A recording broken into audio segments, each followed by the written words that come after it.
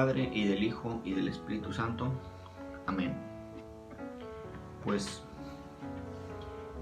muy buenas tardes, días o noches, según el horario en el que vean este video. Pues el día de hoy vamos a reflexionar el capítulo 4 y 5 del Evangelio según San Mateo. Hemos comenzado pues ya con este Evangelio, según San Lucas, Evangelio según San Lucas. Y pues bueno, en el capítulo 4, como ya pudieron ver ustedes, se nos presenta el texto de la tentación hacia nuestro Señor, aquel texto que en el Evangelio según San Marcos leíamos en el capítulo 1, donde nuestro Señor, después de ser bautizado, se aleja hacia el desierto para meditar, reflexionar y preparar su ministerio que estaba a punto de desarrollar y de desempeñar. Y dice la Escritura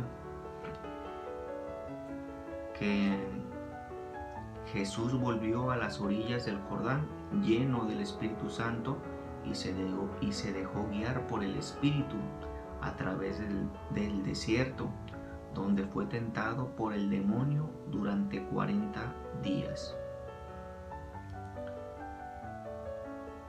En todo ese tiempo no comía nada y al final sintió hambre. Y aquí vemos algo muy interesante. Si nuestro Señor Jesucristo necesitó esta preparación aún siendo Dios, imagínense nosotros, simples seres humanos con defectos. Esta primera parte me gustaría enfocarla en la importancia de los retiros espirituales. Algunos de nosotros como cristianos en ocasiones nos preocupamos mucho por servir a los demás y entregarnos a ellos, darles todo, y eso evidentemente es bueno, pero nuestro Señor nos da la lección que también es importante prepararnos nosotros mismos, es decir, formarnos en el área espiritual. Aquí nuestro Señor realmente, si Él hubiera querido, pues no hubiera necesitado irse a preparar al desierto, mucho menos 40 días. Él, con el simple hecho de tomar la decisión de comenzar con su apostolado, indudablemente no hubiera requerido ningún tipo de preparación, porque nuestro Señor Jesucristo es Dios. Pero nuestro Señor Jesucristo, durante todo el Evangelio, vemos una característica muy particular de su forma de ser y de su actuar. Y Él decía que Él siempre predicaba con el ejemplo. Nuestro Señor decía: el que quiera ser el primero, que se haga servidor de todos. Por eso, el Jueves Santo le lava los pies a todos los apóstoles y se los besa. Imagínense ese momento, Dios besando los pies de hombres pescadores. Recordemos que en aquellos entonces no existían los zapatos como hoy los conocemos, eran muy diferentes y por lo general solamente tenían acceso a ellos personas con altos puestos gubernamentales. La mayoría de gente o estaba descalza o portaba unas sandalias. Entonces me imagino que los pies de los 12 apóstoles, siendo pescadores y al estarse dedicando a la evangelización de tiempo completo, pues creo que sus pies estaban muy sucios. Mas sin embargo, el gesto de nuestro Señor es lavarle un poco los pies y después besarlos. Nuestro Señor siempre predica con el ejemplo y predica con un ejemplo de humildad. Y cuando nuestro Señor nos habla de que hagamos oración constante, también Él nos pone el ejemplo de ello.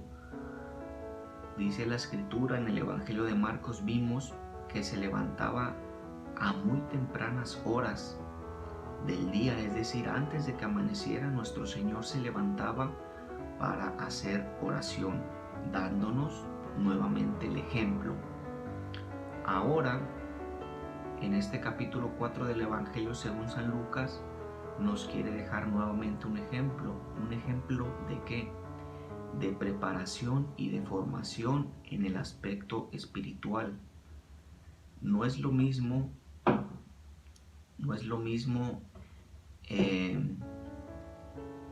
asistir a algún grupo, movimiento o algún apostolado y recibir alguna clase, algún tema, alguna charla, a participar en un retiro espiritual, y más aún en algún retiro espiritual donde haya momentos de silenciamiento, esos momentos donde te apartes del ruido, esos momentos donde haya adoración eucarística, esos momentos de contemplación hacia Dios, donde tú te encuentres nuevamente con Él de manera personal, como lo decía nuestro querido Papa Benedicto XVI en el documento Aparecida, pues él nos invitaba a que todo cristiano necesita tener un encuentro personal con Cristo.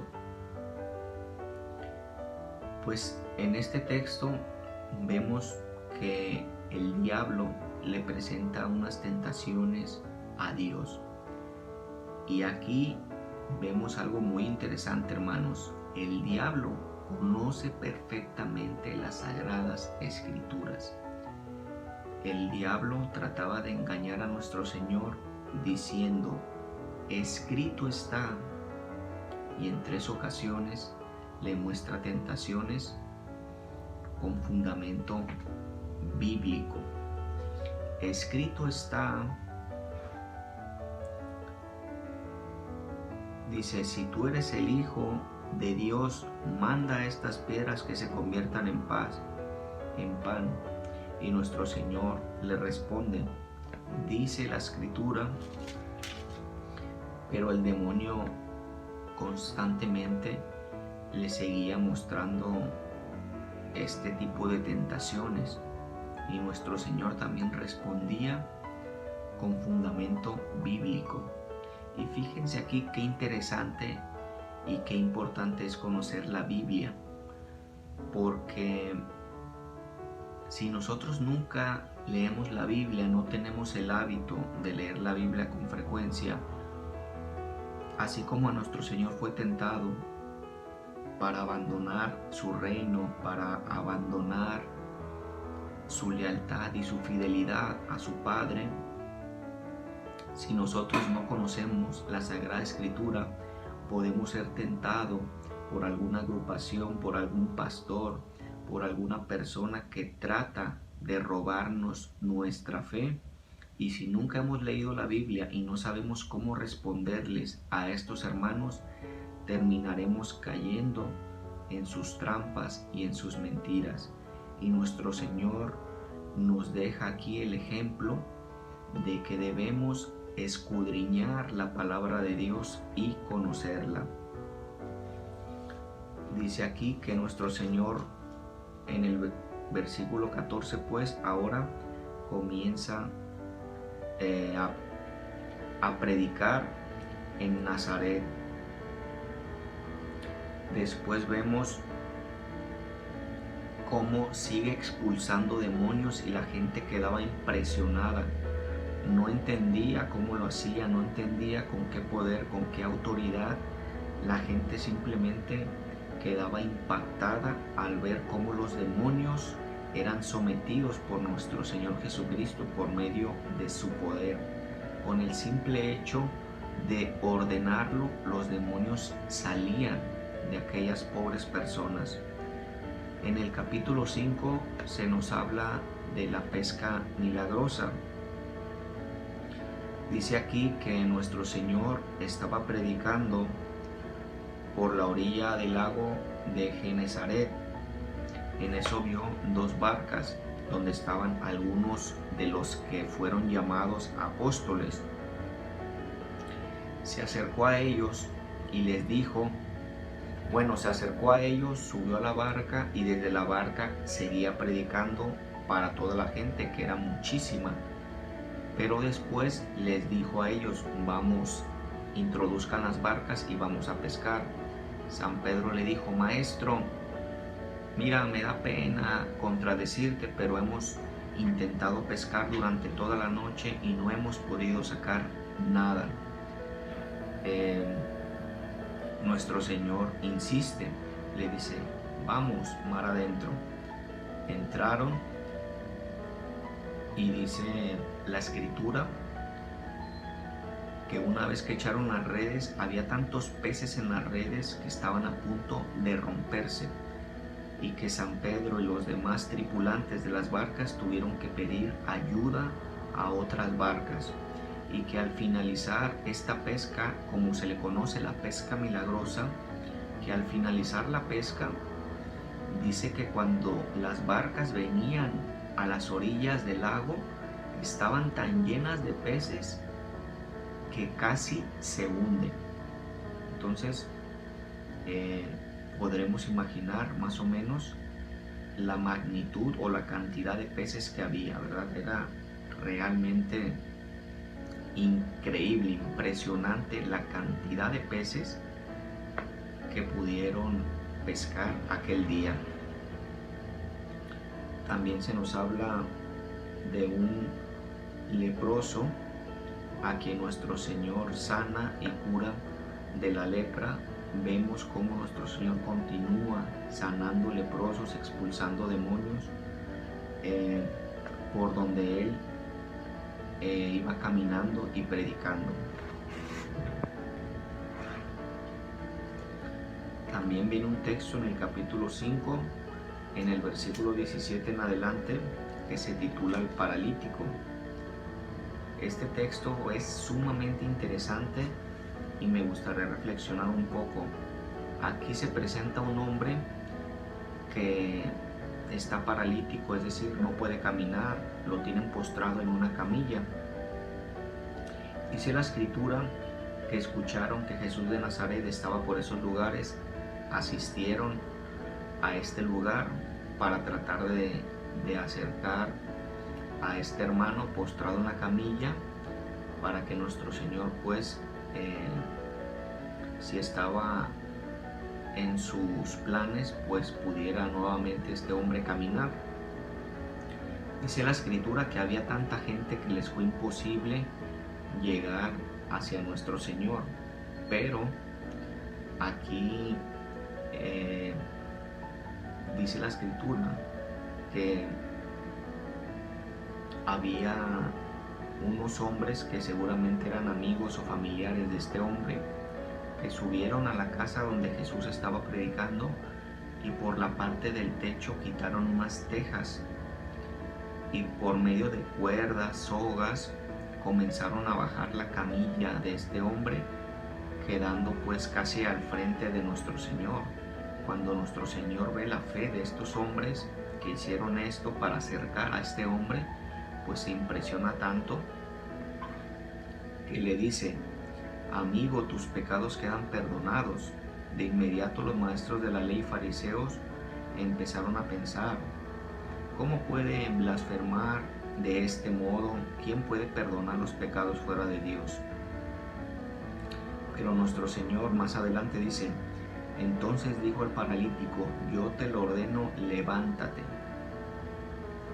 Bueno, voy a enfocarme en la primera parte, la parte de los amigos. La palabra amigo se define en aquellas personas que te acercan a las virtudes. ¿Cuáles serían las virtudes? Pues todas las cosas buenas, es decir, un verdadero y auténtico amigo te acerca siempre a las virtudes, a hacer cosas buenas, no hacer cosas malas o negativas que puedan ponerte en riesgo puedan poner en riesgo tu integridad, tu paz o hasta tu vida eterna, tu eternidad. Así que un amigo es aquel que te acerca a las virtudes. Y aquí cada uno de nosotros debe meditar qué clase de amigo también hemos sido con los demás. ¿Hemos acercado a más hermanos a las virtudes o más bien los hemos alejado de Dios? Tomando el ejemplo de estos hombres, vemos que estos hombres hacen hasta lo imposible por acercar a sus amigos a Dios. Tuvieron que bajarlo por una azotea hasta los pies de nuestro Señor, con tal de que nuestro Señor pudiera verle y pudiera atenderle. Y aquí nos preguntamos también nosotros, ¿qué tanto he hecho yo por mis amigos? ¿Qué tantos amigos he acercado a nuestro Señor? Así como ellos acercaron a este hombre, yo cuántos amigos he podido acercar a Dios. Aquí está muy interesante todo esto. En la segunda parte, algo que también es muy interesante, cuando nuestro Señor cura a este hermano nuestro, le dice: yo te lo ordeno, levántate, toma tu camilla y vete a tu casa. A veces, cuando el Señor nos regala un milagro desde su infinita misericordia, creemos que después del milagro podemos seguir así como si nada, pero a veces el Señor nos deja por allí algunas cosas para que seamos conscientes del milagro que hemos recibido. Aquí a este hombre no le dijo: levántate y vete a casa y deja todo como está, no. Levántate, toma tu camilla y vete a casa. Quizás tú has podido salir de algún pecado grave con la ayuda de Dios, pero hay todavía algo que aún no puedes dejar, hay algo que aún te cuesta, y precisamente el Señor en ocasiones lo permite para que nos sigamos purificando. Recuerdo también aquel pasaje que vamos a leer un poco más adelante de este Evangelio de Lucas, de aquellos hombres que son curados. Eran 10 hombres que habían sido sanados y solo uno de ellos regresa a dar las gracias. Y nuestro Señor le dice: pero que no eran 10, pero solamente volvió uno a dar las gracias.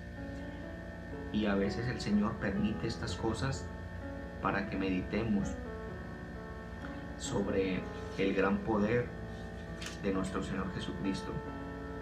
En el capítulo 6 vemos nuevamente el texto en el versículo 12 de la elección de los 12 apóstoles.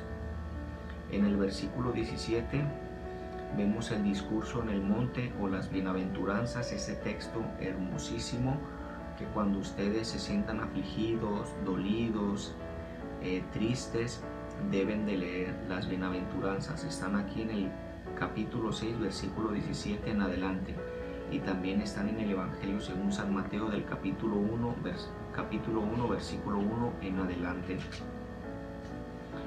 Y yo quiero finalizar con el versículo 17 en adelante del capítulo 6. Dice el Señor: yo les digo a ustedes que me escuchan, amen a sus enemigos, hagan el bien a los que los odian. Desde ahí ya cuestiona, ya el Señor nos cuestiona, nos pone a prueba. En lo personal, a mí también me cuestiona todo esto. Bendigan a los que los maldicen. Ahí está el reto, ahí está la finalidad de leer el Evangelio, tratar de aplicar hasta lo más que podamos lo que está escrito. De nada sirve leer la Biblia 500 veces y no tratar de cambiar algo en nuestras vidas, no tratar de corregir algo que está mal. Rueguen por los que los maltratan. Al que te golpea en una mejilla, preséntale también la otra. Al que te arrebata el manto, entrégale también el vestido. Da al que te pide, y al que te quita lo tuyo, no lo reclames. Traten a los demás como quieren ellos que los traten. Entonces vemos aquí grandes enseñanzas que debemos ir meditando con mucha paciencia. Continúa, versículo 35, amen a sus enemigos y hagan el bien y presten sin esperar nada a cambio. No juzguen y no serán juzgados. Y luego se nos habla de aquel texto de la pelusa. ¿Cómo puedes decir a tu hermano, deja que te saque la pelusa que tienes en el ojo, si no ves la viga? Si tú no ves la viga en el tuyo, hipócrita, saca primero la viga de tu propio ojo para que veas con claridad, entonces sacarás la pelusa del ojo de tu hermano. Realmente son textos muy fuertes que si los leemos por leer, pues realmente no cambiará nada en nuestra vida, pero si vamos meditando paso a paso todo esto, nos debe cuestionar muchísimo. ¿Cuántas veces he hablado mal de las personas? ¿Cuántas veces he criticado? ¿Cuántas veces he juzgado? ¿Cuántas veces le he dicho a otros sus defectos, pero no veo los míos? Es decir, veo su pelusa, pero no veo la viga en el mío. Oye, pero mira cómo no vas a misa, ¿no? Y aquel hombre podrá decir, pues mira hermano, yo no voy a misa, pero al menos yo no engaño a mi mujer como tú lo haces. Yo no voy a misa, pero al menos yo no robo como tú lo haces. Yo no le pago menos a mis empleados como tú lo haces. Tú robas a tus empleados, los tratas mal, te burlas de ellos. Eso es pecado y es pecado grave. Al menos yo no voy a misa, pero no soy un hipócrita como tú. Entonces todo esto debemos meditarlo y debemos tratar de reflexionarlo de manera personal para ver en qué área estamos faltando. Pues bueno, esta es la reflexión del día de hoy. Espero hoy todos se encuentren bien, espero y continúen firmes y nos estaremos viendo el día de mañana. Cualquier duda, comentario o aclaración, ya lo saben, únanse a los grupos de WhatsApp que están aquí debajo en la caja de los comentarios y por medio de ellos me pueden contactar. Que Dios les bendiga. Nos despedimos en el nombre del Padre y del Hijo y del Espíritu Santo.